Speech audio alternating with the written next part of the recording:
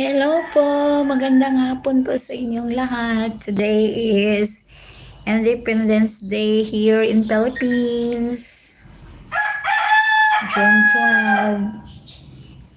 12. Every year, Philippines celebrated the Philippine Independence Day. So yan guys, makaka-teach ang history po ng Independence Day, yung nagiging independent tayo noong June 12. Kasi tayo ay nakipaglaban yung mga natin, mga heroes na gusto talagang magkaroon ng maging independent ang Philippines, na hindi umaasa sa ibang bansa, tumayo sa sariling paa. Yan po. Kumusta na kayo mga ka-teach? Ako ngayon andito sa bahay. It's vacation without disturbance. So, kumusta na kayo mga ka-teach?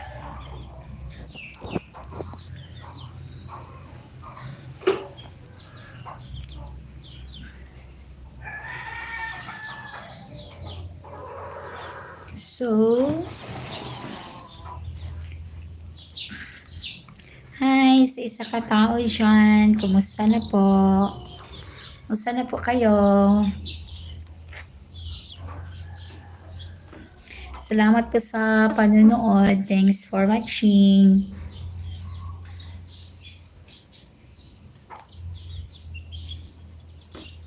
So, today is an Independence Day dito sa ating bansang Pilipinas. Here in Philippines, today is our Independence Day. Nagkaroon tayo ng kalayaan. Pinaglaban yan sa ating mga heroes before. Kumusta naman kayo mga ka-teach? Hi sa 4 people in the house. Thank you for watching sa aking YouTube channel. Thank you po.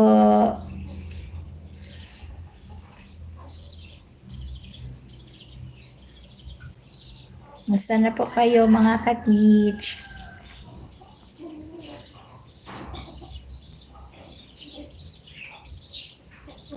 Kumusta na po?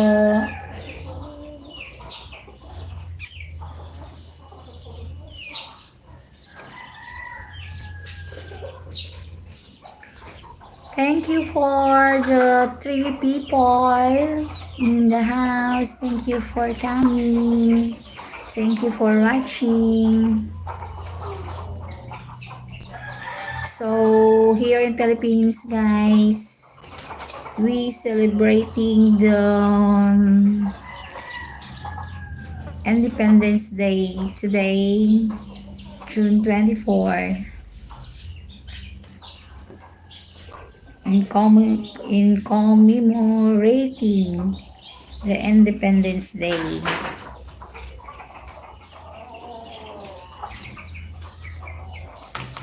So, what is Independence Day? Thanks for the 6 people in the house watching my live streaming. So, what is Philippine history about Independence Day? So, the Philippines finally became independent on July 4, 1946. So, the 4th of July was the traditional holiday until President Diosdado Macapagal charged it in the 1964 to June 12. Hi, big girl. Hi, Mahor. What's that? Thank you for coming, the six people in the house.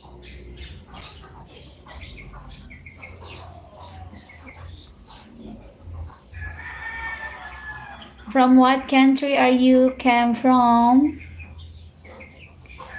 So, as a child in the 70s, core remembers watching preparation in Rizal Park.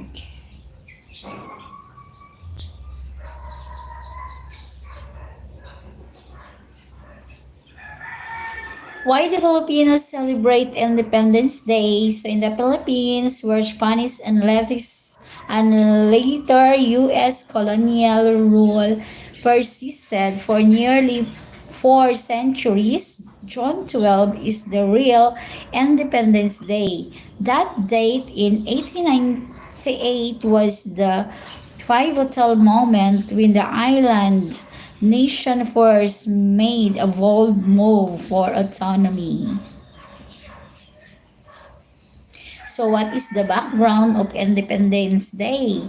So on August 15, 1947, India became independent from the Empire following the independence movement led by Mahatma Gandhi and his message of nonviolent resistance. So the handover of power was overseen by the Lord Mountbatten, the last viceroy of India. How did the Philippines gain independence from the US? So on July 4, 1946, the Philippines was officially recognized by the United States as an independent nation through the Treaty of the Manila between the governments of the United States and the Philippine Islands during the presidency of Manuel Rojas. So what is the origin of the Independence Day? On July 4, 1776, the Second Continental Congress unanimously adopted the Declaration of Independence, announcing the colony's separation from Great Britain. The Constitution provides the legal and the governmental framework for the United States. So, what is the meaning of Independence Day? It was 15th August 1947 that India was declared independent from British colonialism, and the reins of control were handed over to the leaders of the country.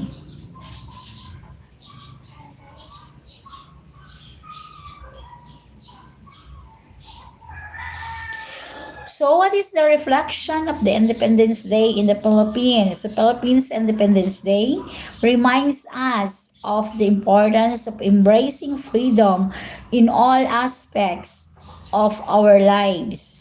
We must recognize the value of autonomy and make choices that reflect rather how we really are. Applying this precept personally means understanding our passions, dreams, values, and pursuing them wholeheartedly.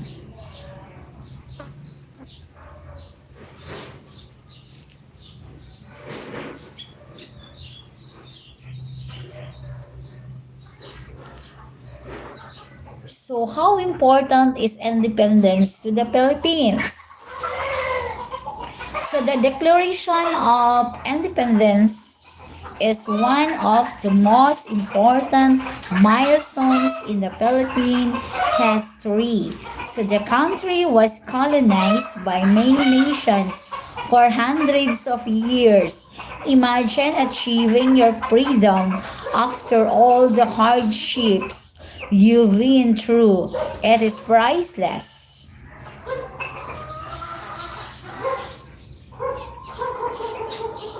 What is the main message of the Proclamation Philippine Independence?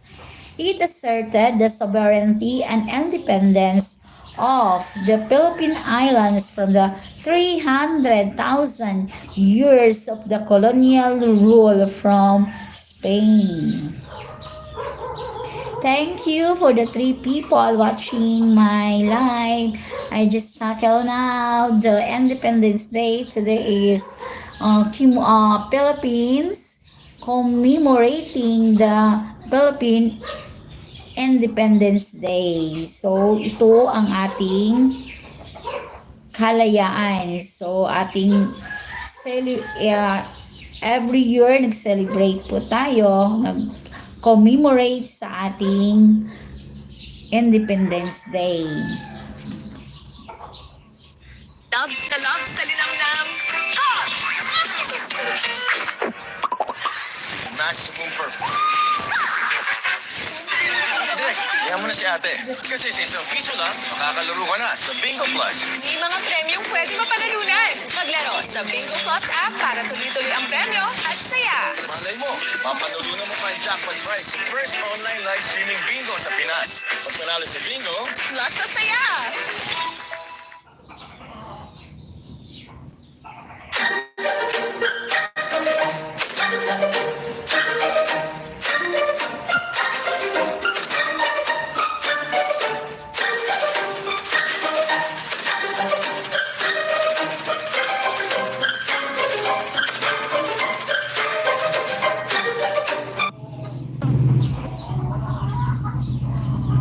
Thank you sa isa katao siyan. Thank you for watching my live. So, how did the Philippines gain independence? That Independence Day followed a brutal armed conflict against Japanese occupation in the Second World War, as well as the terms established by the 1934 Tydings-McDuffie Act, which granted the Philippines independence from the United States following a 10-year transition period.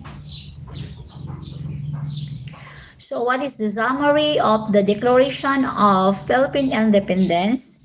So, it declares the independence of the Filipino people from Spanish colonial rule and lists abuses under Spanish rule dating back to the arrival of Ferdinand Magellan in 1531.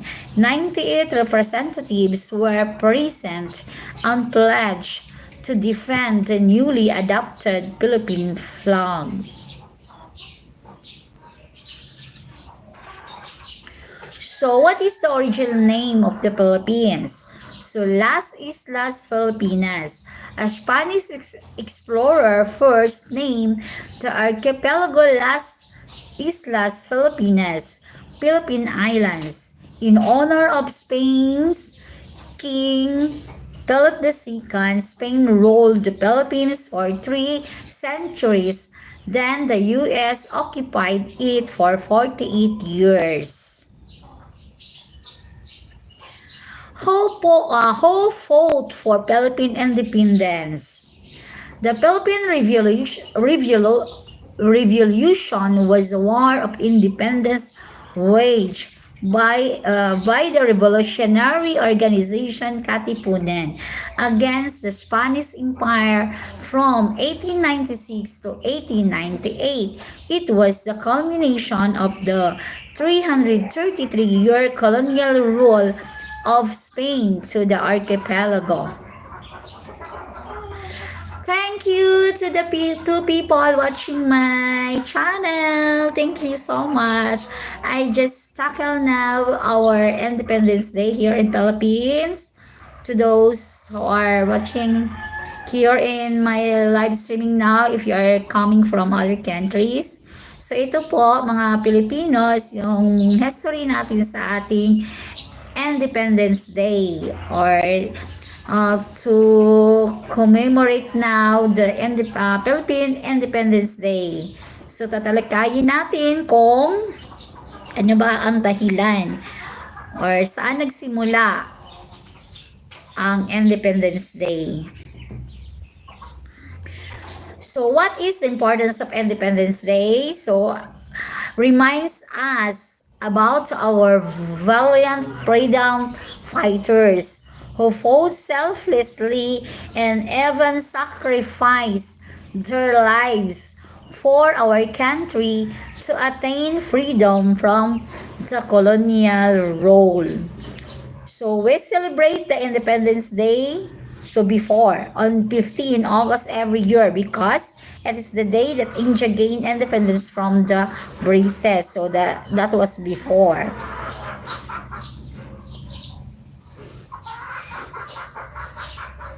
So who found the Philippines first? Ferdinand Magellan discovery of the Philippines by the West and Revolution. The Philippines were claimed in the name of Spain in 1521 by Ferdinand Magellan, a Portuguese explorer sailing for Spain who named the islands after King Philip II of Spain. They were then called Las Filipinas. So, Las Filipinas, the Philippine called before. So, thank you sa isa katao Sean watching my live streaming. So, what promised the Philippines independence? In 1907, the Philippines convened its first elected assembly, and in 1916, the Jones Act promised the nation eventual independence.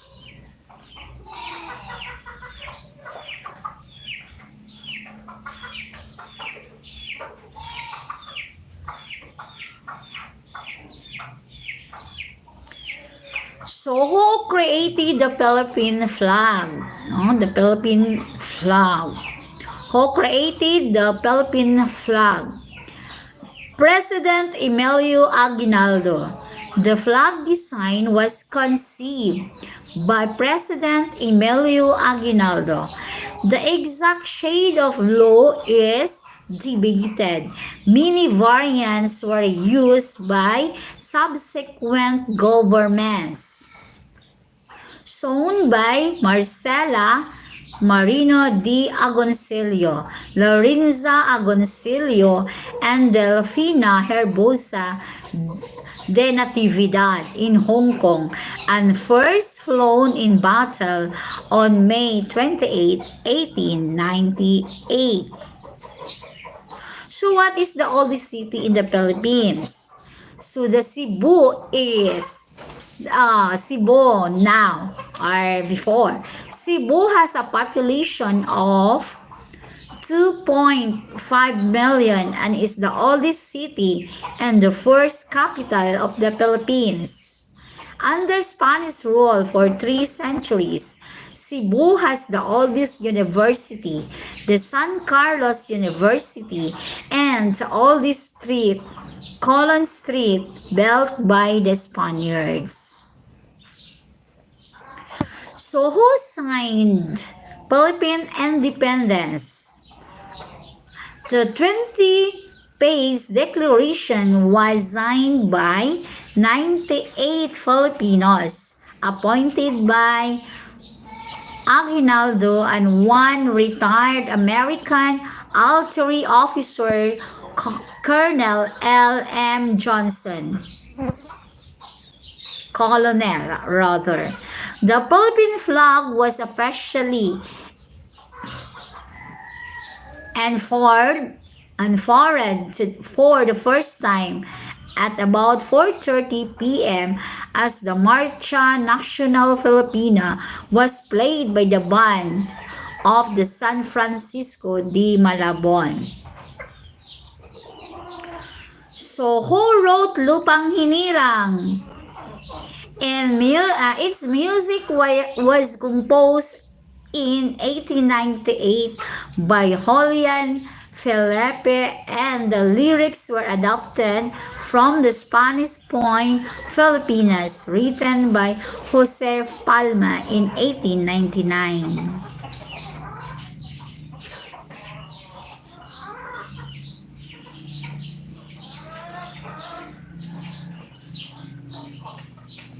So who colonized the Philippines? So the Philippine colony was governed by Spaniards, by laws made in Spain, and for the sole good of the mother country and its representatives in the colony.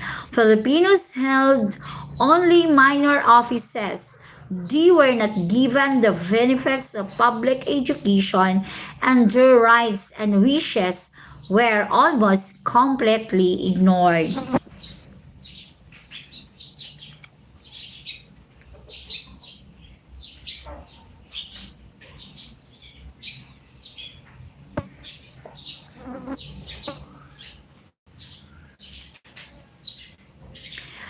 Thank you for watching the two people in the house. So, a history of Philippine Independence Day. Recognizing the Philippine Revolution and its revolutionaries as the zenith of Filipino assertion of power and identity. Macapagal continued to speak about the unfinished revolution during the day of recognition of Filipino revolutionary heroes like Andres Bonifacio, writes Luis Zoriel P. Domingo. On June 12, 2023, Filipinos celebrated the 125th anniversary of Philippine independence. So now, Independence Day celebrated Filipinos 126th anniversary of Philippine independence. Despite the warning of potential thunderstorms brought about by the southwest monsoon, the national and local government in Manila pushed for the ceremonial flag raising and wreath laying at Lanito Park. So the government had specified that the 125 or 20th anniversary we would inaugurate a 3-year celebration of Philippine independence and the nationhood centered on remembering the founding of the republic in 1898 until the capture of its president by the Americans in 1901. Historically, the Philippines has had 3 independence days. But of course, the country only celebrates one. The first is June 12, 1898. The current date that the Philippine government recognizes and the one celebrated months ago in 1898, General Emilio Aguinaldo, the revolution's leader, declared independent at the Cavite, ending the more than 300 years of Spanish colonial rule in the Philippine Islands. The following year, he was declared president of the First Republic under the Malolos Constitutions. The second was during the Japanese occupation of the Philippines. The Empire of Japan sponsored the Second Republic on October 14, 1943 with Jose P. Laurel as its president. It was a kind of revival of the First Republic that was short-lived in 1901 when the United States interrupted the Philippine Revolution and newfound republic. The third was on July 4, 1946. Right before the Second World War ended in the Pacific. The United States reclaimed the Philippines from Japan, reinstating their rule and keep the promise of independence the Americans granted. The Filipinos their long aspired independence on July 4, 1946, the date of the United States Independence Day, as a sign of American nurturing and upholding their civilizing mission of the manifest destiny and the white man's burden. The question, however, is why Filipinos celebrate the June 12, 1898 Day of Independence and not the July 4, 1946. Interestingly, the changing of Filipino Independence Day from June 4 to June 12 had its history to tell. Following the Second World War, some Filipinos were disappointed with the idea that Americans granted Filipino independence as a sign of gratitude in the face of the colonial experience. For them, while the United States has given the Filipinos political independence, the country remained economically and militarily dependent on its former colonial master.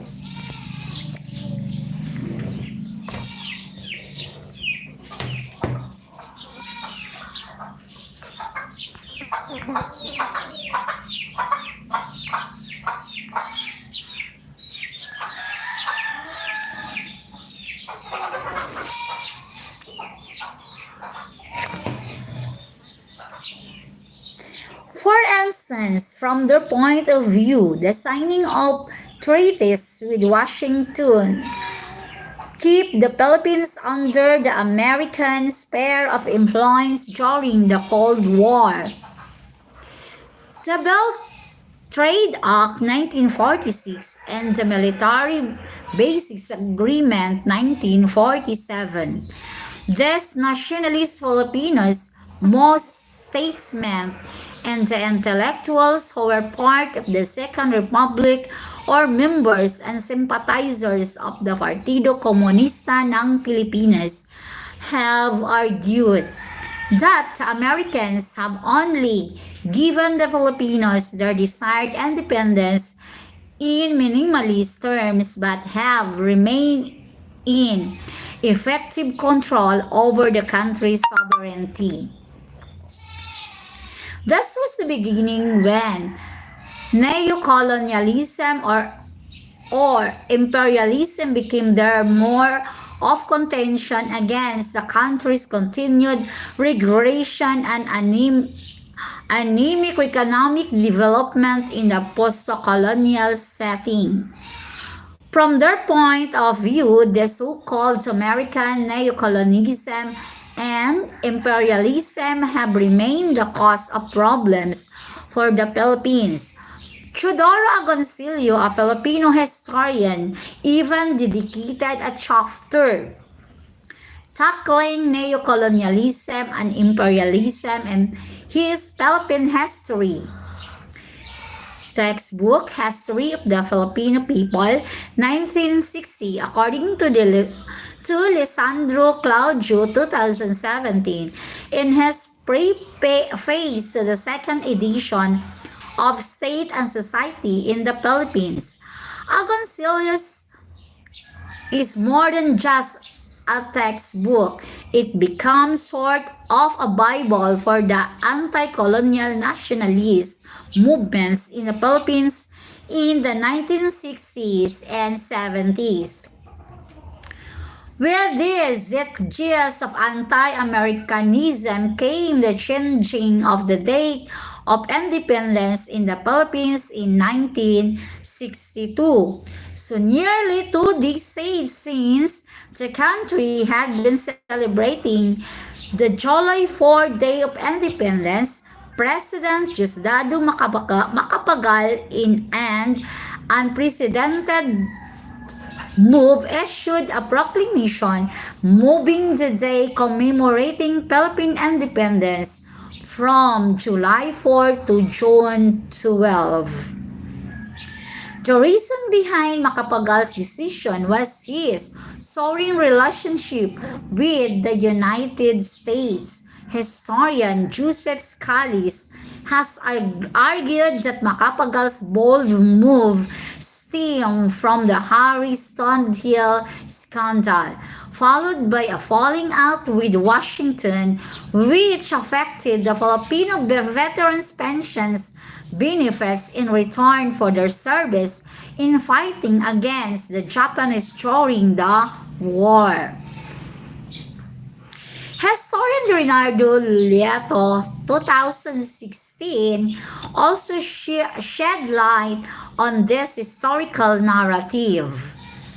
Leto discovered that the Philippine Historical Association, one of the biggest historical organizations in the country, founded in 1955, was also behind the idea of moving Independence Day from July 4 to June 12. The PA and its members, mostly historians who were antipathetic to the United States, wanted to bring into public discourse the concept of the so-called unfinished revolution.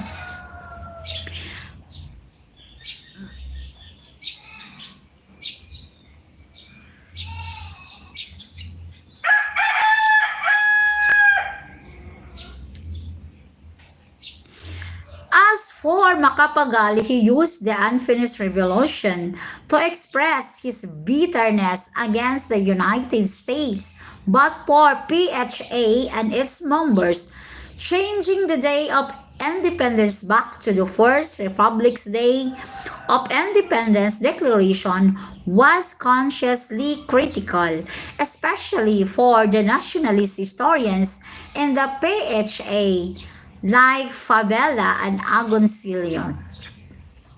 From then on, Macapagal started using same language and grammar as the nationalist intellectual who had long questioned American neocolonialism and imperialism.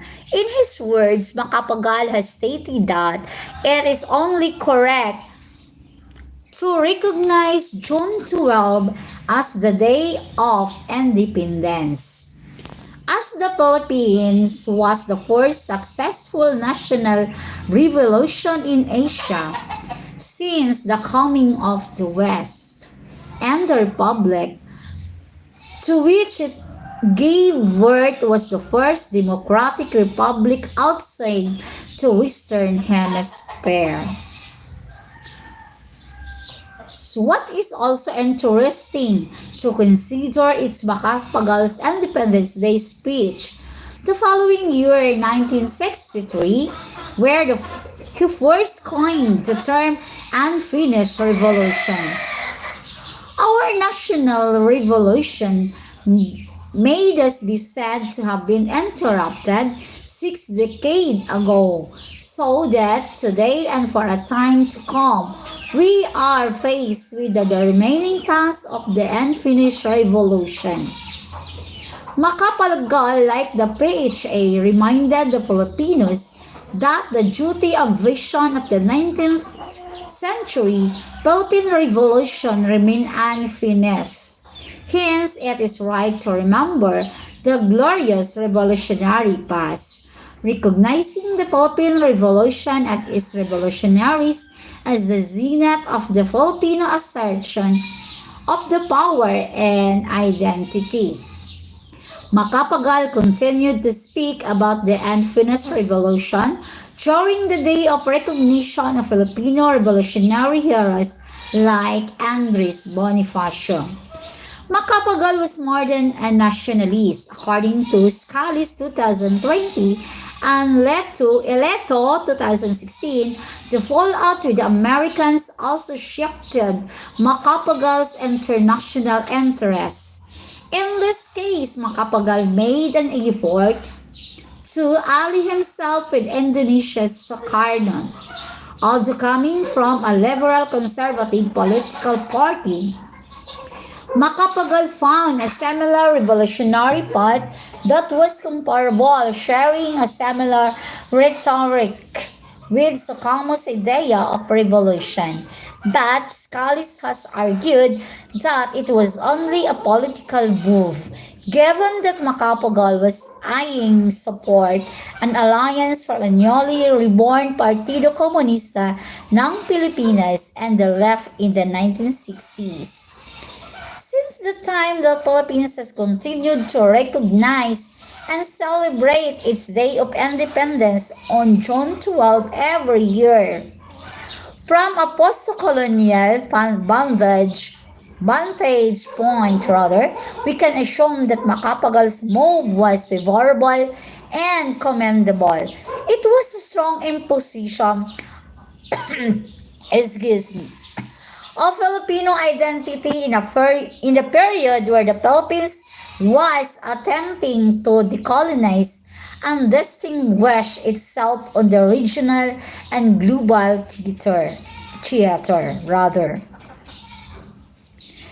But the more important question is how Filipinos have come to regard the idea of independence. Does it remind them of the patriotism and nationalism that it achieved? Perhaps a celebration of freedom, or it just a mere holiday?